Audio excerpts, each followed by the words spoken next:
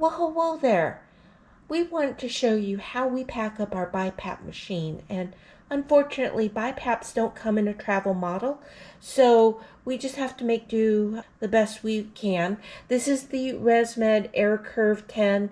It's the same size and style as the AirSense 10 and several other of the ResMed version 10 machines. What we have here is, if you don't need the humidifier, you can actually buy this accessory cover. And the nice thing about the accessory cover is that when you use it, it automatically turns off the humidification. So that's very convenient. But it also makes the machine approximately 1.5 to 2 inches smaller. So we'll come over here and get the tank so that you can see what we're talking about. Take the cover off, then the tank makes it wider. Okay, if you put the cover on, it makes it smaller. So that's really convenient, and one of the things that we want to test is whether use of the waterless humidification systems might work during certain climates.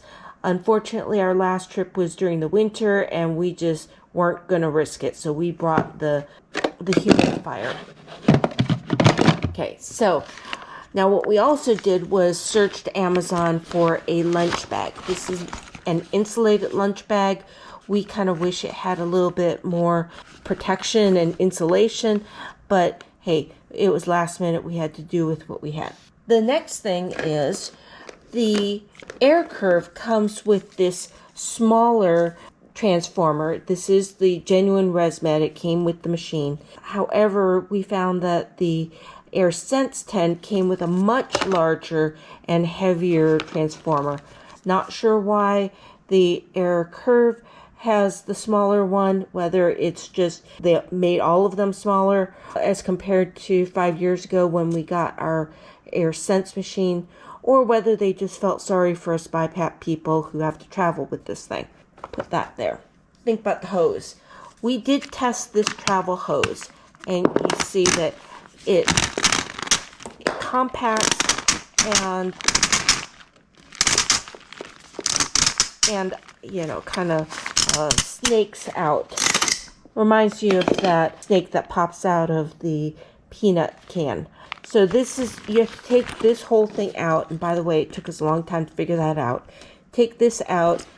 Now you've got a hose that you can use. And it does work. It's not that it doesn't work, but you see how thin the plastic is, and there is a spring in there to kind of keep the plastic open. We weren't sure whether compacting and undoing this every time we need to change hotels, which sometimes was every day, was going to damage this or what, and it just gave us a lot of anxiety. That's where we said, okay, we're going to have to bring a backup hose. Well, we didn't have a lot of room in the suitcase due to huge bulky winter clothing, and so we just said, okay, why even bother with this hose if we're gonna have to take the backup hose? Just take the backup hose. So, and I do think it's kind of interesting for you to see how this thing scrunches. We think that maybe a little bit heavier plastic would have been better to relieve some of the anxiety, but if you really want to use this hose, we do recommend that you carry some duct tape or some gaffer's tape. Oh, jeez.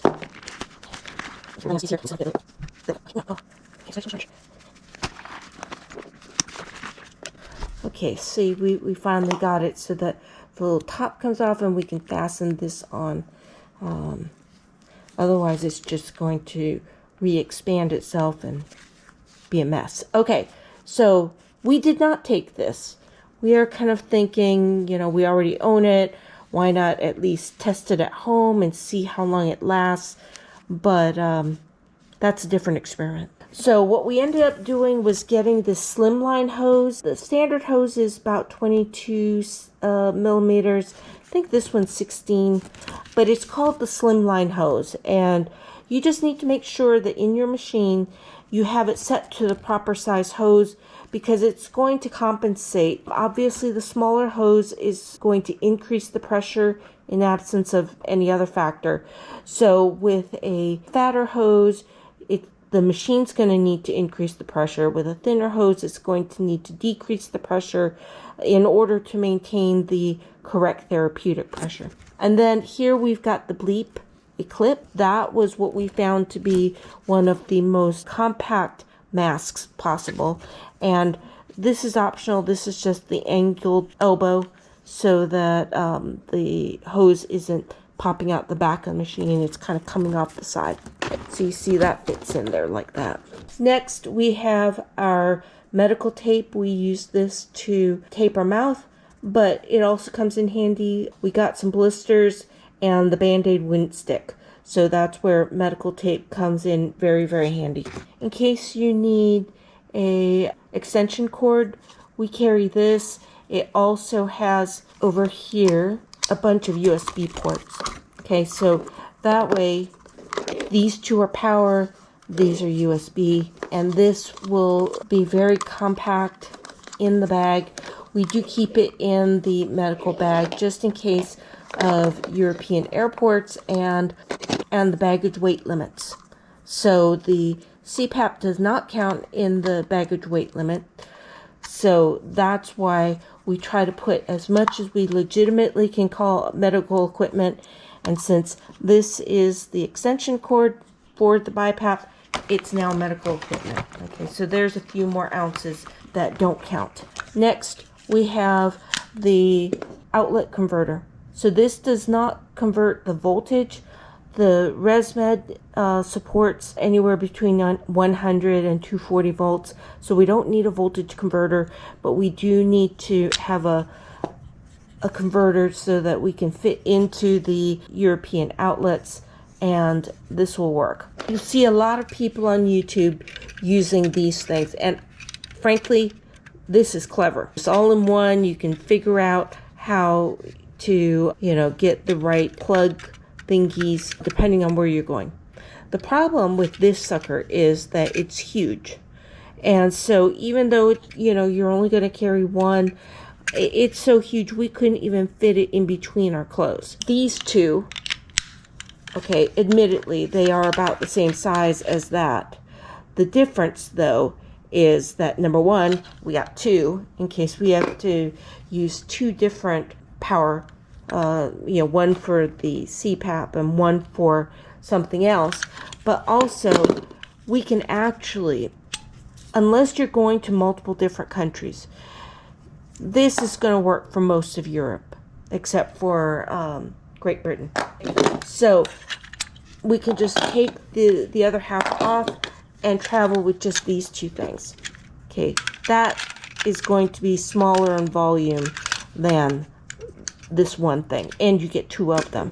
If you really don't need to, just carry one.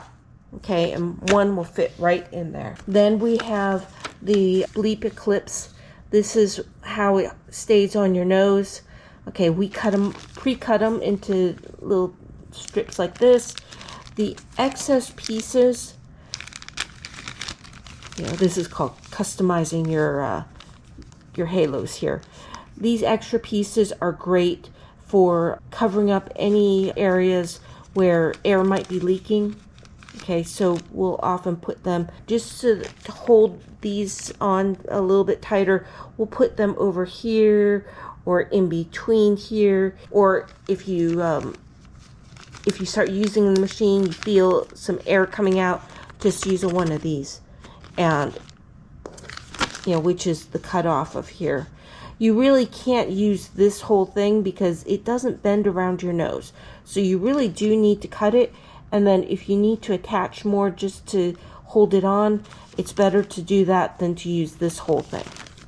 Okay, that will fit up. Now we've got the wipies to make sure that those things stick to your nose, that you don't have excess oils. So that will fit here. And your xylem melts in case of dry mouth. We'll put that here. Now, one recommendation that we didn't do, but we probably will do in the future, is to put these things into a clear plastic bag. And that way, there's a lot of small items here that could get lost if somebody opens the bag. Okay. Zip it all up. And then, so we would just put a little carabiner here just to keep these two zips shut so that when you lift it up, it doesn't open itself up and spill the contents everywhere. But really, this setup will fit right in your backpack. We did not have any problems at security, even at foreign airports. They didn't question it. And they did x-ray it, so they looked. But it's really not a problem. Now, like we said, for carry-on in Europe, we did carry this separately because it did get a little heavy. And with this in the backpack was over 17 pounds. So we had to carry it separately. But there again, nobody questioned it. Not a big deal. That's our quick look at how we pack up for a trip with a full-size BiPAP.